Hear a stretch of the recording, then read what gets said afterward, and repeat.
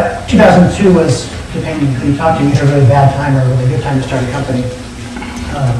It was bad in the sense that no one wanted to invest in money in internet stuff. So Flickr was a side project that was based on a lot of the technology that we developed for the game. The side project got more and more popular, and so we invested more time in it, and eventually it took over the whole company. And this will come back a little bit later in the talk. So, Flickr. One of the key things to note about why Flickr works today, whereas it probably worked 10 years ago or so, is the evolution of the technologies behind it.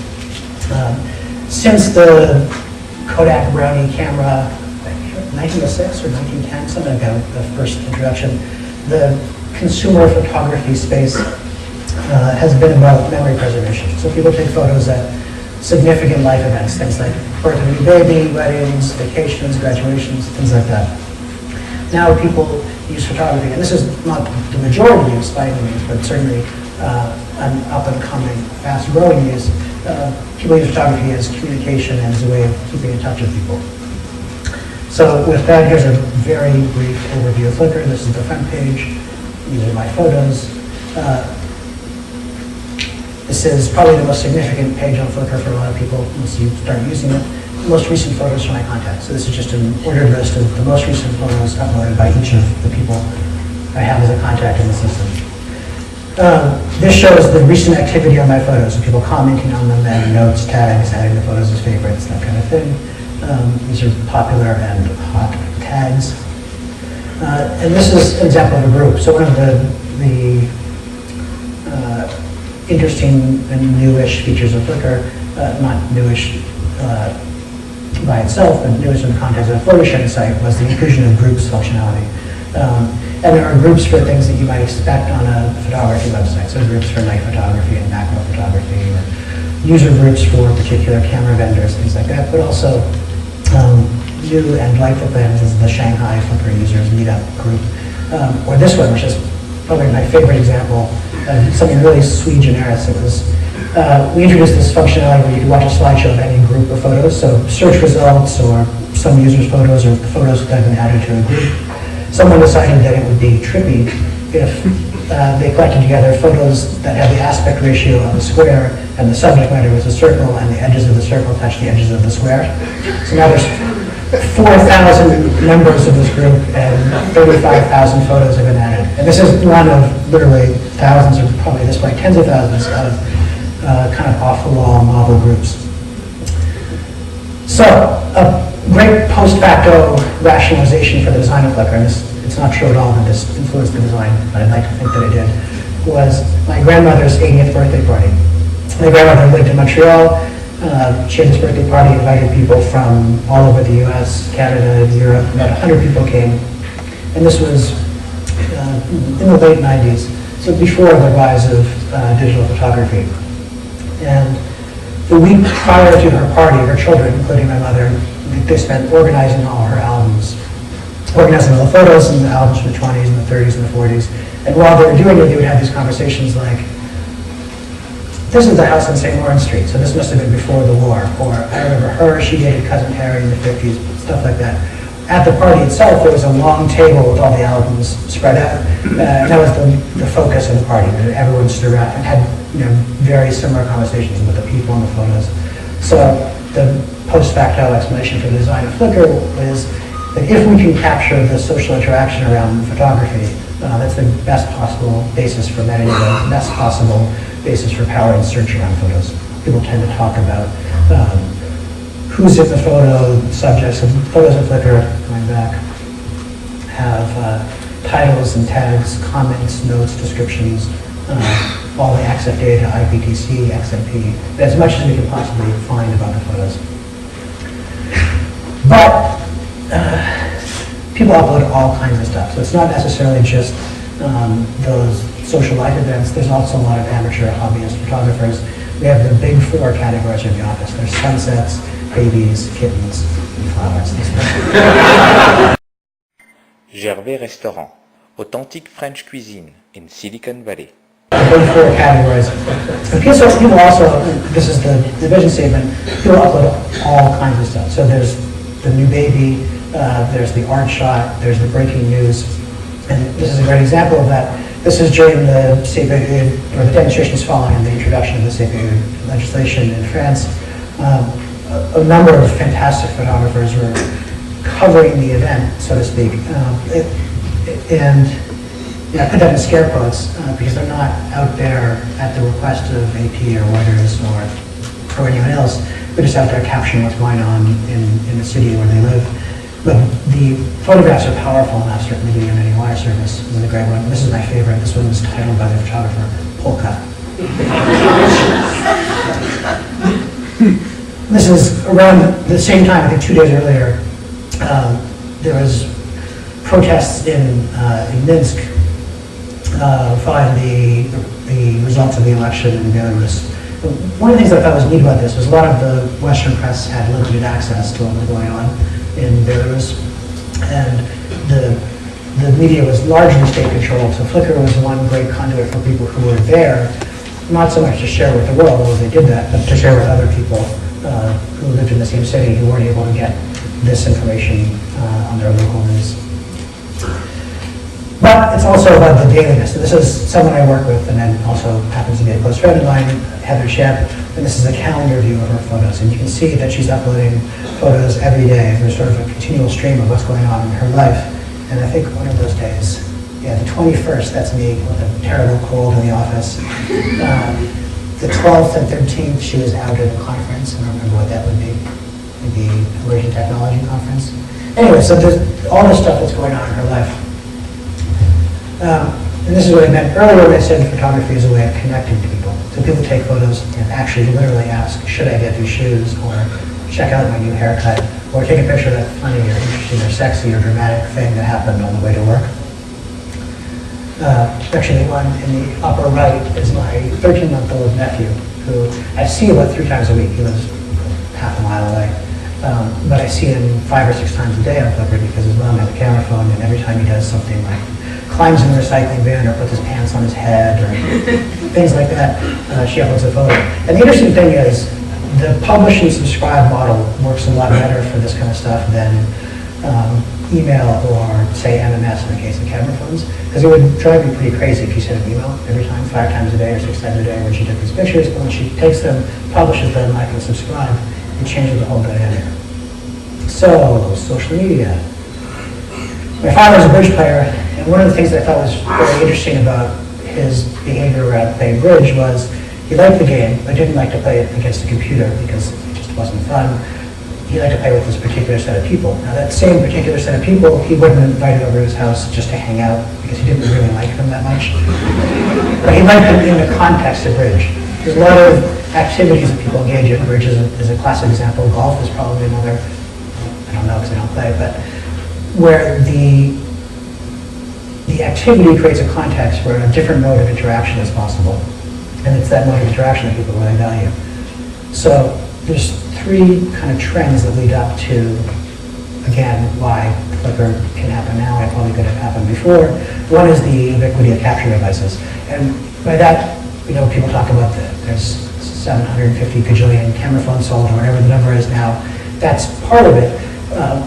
But it's also ubiquity in the sense that when people used film cameras primarily and they had the bulky SLRs or even the smaller point and shoots, they didn't tend to have them with them all the time. Whereas now people who use camera phones or people who use the little pocket-sized digital cameras have them in their purse or their backpack or their computer bag or their pocket and have them with them all the time. Second one is the spread of the network. So people have net connections at home and at work and sometimes in their pocket or very often in their pocket. And the big one, I think, is the changes in perceptions and attitudes. So everyone here can probably remember back in 1998 or so, someone who used an online dating service was weird. I mean, the media portrayals of internet usage generally were, it was a deviant behavior. It was creepy, it was ugly men in their underwear using the computer, the dark basement and stuff like that. And it really, I mean, the cultural shift there is really significant and to me very interesting because now people take it as a matter of course that people use online dating services and almost everyone here will know someone who's used one. Probably half of you have used one yourself. People get married, there's nothing strange about it. There's certainly nothing strange with grandparent and the grandchild exchanging instant messages, whereas before chat was the weirdest of the weird deviant behavior. But there's a lot of technology behind these cultural shifts. This is a diagram of us switching search services to a new version. And this is one of the subcomponents of Flickr. And the point of the diagram isn't anything about the technology there, but just how much of it gets abstracted away. And there's all these protocols and formats, programming languages, engines, and things like that that underlie the social interactions that people are having. And all of that is just stuff that people don't really see. You look at Adam and WSSE.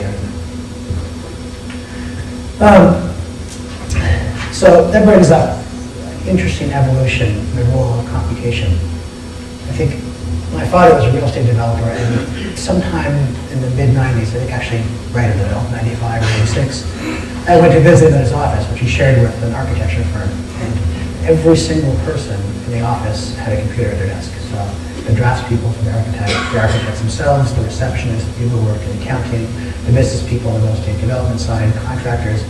You know, it was 15 years earlier, probably none of those people. Maybe the person in finance would have some small Unix system, but very unlikely. So the role of computation allows people to transcend a lot of things. So when you look at someone walking down the street talking to a friend on their cell phone, I'm definitely not the person to tell you about this, but there's a whole bunch of crazy computer and math stuff that happens when they talk on the cell phone. I once read an article in Scientific American comparing CDMA and GSM, and I don't remember anything except for how many calculations are happening a second, how many times the frequency change per second. And all of that stuff empowers new kinds of behavior, new kinds of interaction, using this information theoretic constructs to blow away a lot of the constraints that people have traditionally had to live with. So I'm not going to be the first one to say that they don't like this phrase, and I'll explain why briefly. This was one of the first big world events that was captured on Flickr. It was about 6 months after we first launched, and there were 60,000 users of Flickr. And it's like that math conundrum. I don't remember the exact details of it, but something like, if there's 25 people in the room, what are the chances that 2 of them share a birthday? And you think they're 365 divided by 25 or something like that, but it's really 50-50. With 60,000 users on an English language only website, there was 3 people in Jakarta who happened to have their digital cameras that were near the scene of the blast. Within an hour of the blast actually happening, were able to find the internet connection and were members of Flickr and uploaded their photos. So there's actually photos on Flickr before the story hit CNN. And that was the first case of something like that happening in Flickr. Now it's like a regular occurrence. But the real interesting thing is, aside from this Jakarta blast thing, if you look through photos of Indonesia on Flickr, there's just like this whole extensive world.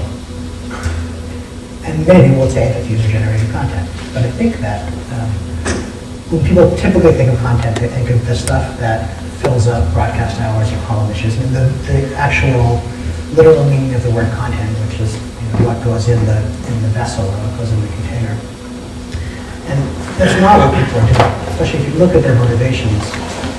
There's a lot of them, broad and varied, but it's mostly the relationships with other people, what they're communicating with other people.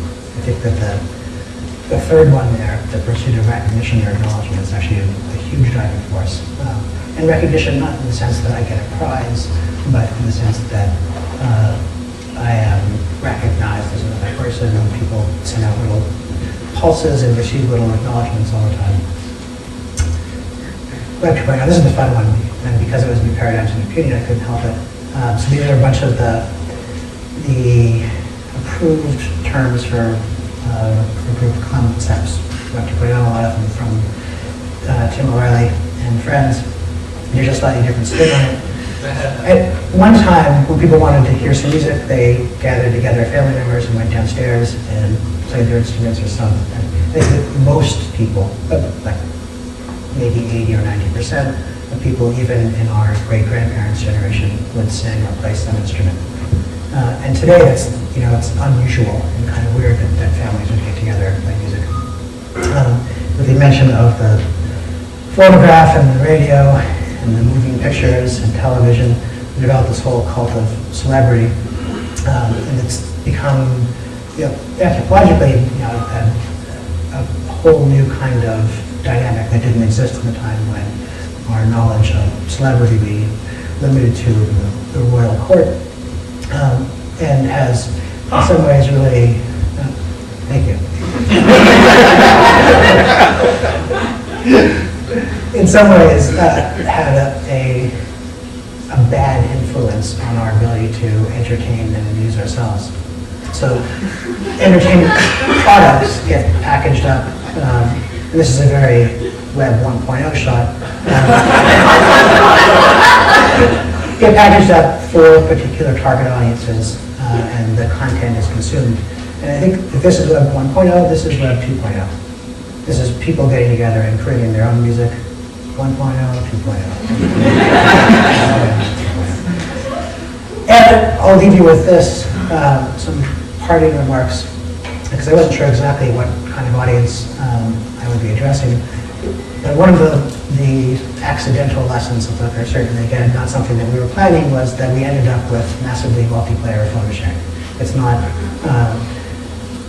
and actually a very early review, I can't remember the source, I think the Chicago sometimes, someone said something like, I use OPhoto and there's 15 million other people using it, and it didn't matter that those 15 million people were using it. Maybe they got some economies of scale, so the servers are faster or cheaper, the service was cheaper. But Flickr actually gets better the more people are using it. So pretty familiar network effect there.